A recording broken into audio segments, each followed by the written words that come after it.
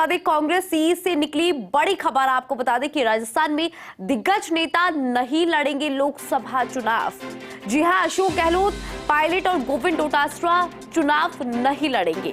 गहलोत के बेटे वैभव गहलोत लड़ेंगे जालोर से चुनाव। पायलट के नहीं लड़ने पर अब टोंक से हरीश मीणा का लड़ना तय माना जा रहा है। तो बड़ी जानकारी इस वक्त की आपको दे रहे हैं। और देखिए, सीईसी की बैठक और उसके बाद बड़ा अपडेट निकल कर आया। मरुधरा में दिग्गज नेता नहीं लड़ेंगे लोकसभा चुनाव। कौन कौन से चेहरे हैं और वो कौन कौन से नाम है, वो भी हम आपको एक बार बता देते हैं।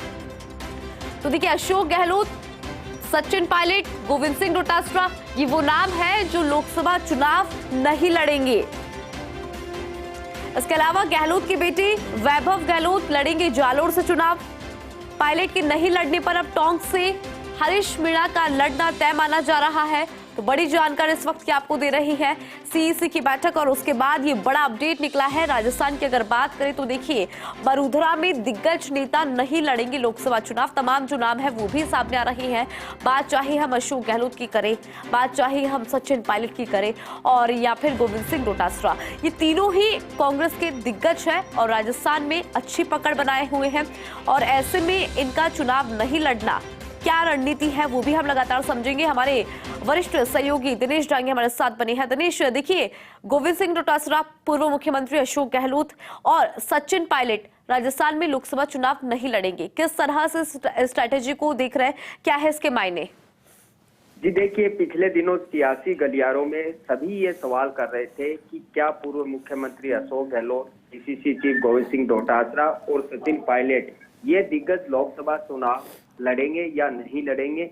आज सेंट्रल इलेक्शन कमेटी में ये तस्वीर साफ हो गई कि तीनों दिग्गज नेता लोकसभा चुनाव के रण में नहीं उतरेंगे। इसकी वजह है कि अशोक गहलोत के बेटे वैभव गहलोत है, वो जालोर सिरोही से चुनाव लड़ सकते हैं। उनका टिकट लगभग कन्फर्म है और आज सीईसी में उनके नाम पर मोहर भी लग चुकी है।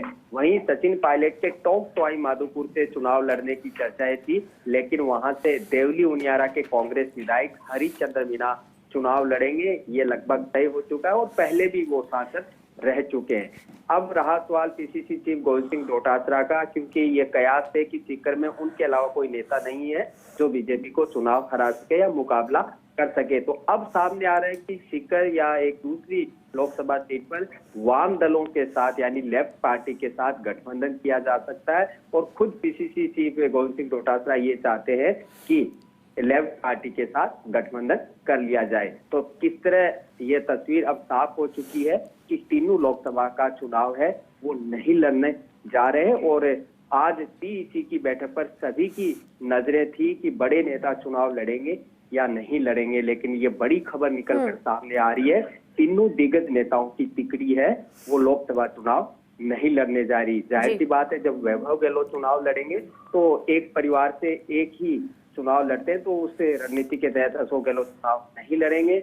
और सचिन पायलट, जब ये दोनों दिग्गज नेता नहीं लड़ रहे हैं तो जाहिर सी बात है उन्होंने भी चुनाव लड़ने से इनकार कर दिया था। तो अब लेफ्ट पार्टी के साथ गठबंधन सीकर पर हो सकता है। ये चर्चाएं लगातार तेज होती जा रही है और ये तस्वीर सियासी कांग्रेस की साफ होती जा रही है कि तीनों दिग्गज नेता लोकसभा रण में नहीं उतरेंगे। बिल्कुल दिनेश, तीनों लोकसभा चुनाव नहीं लड़ेंगे। बहुत बहुत शुक्रिया तमाम जानकारी साझा करने के लिए।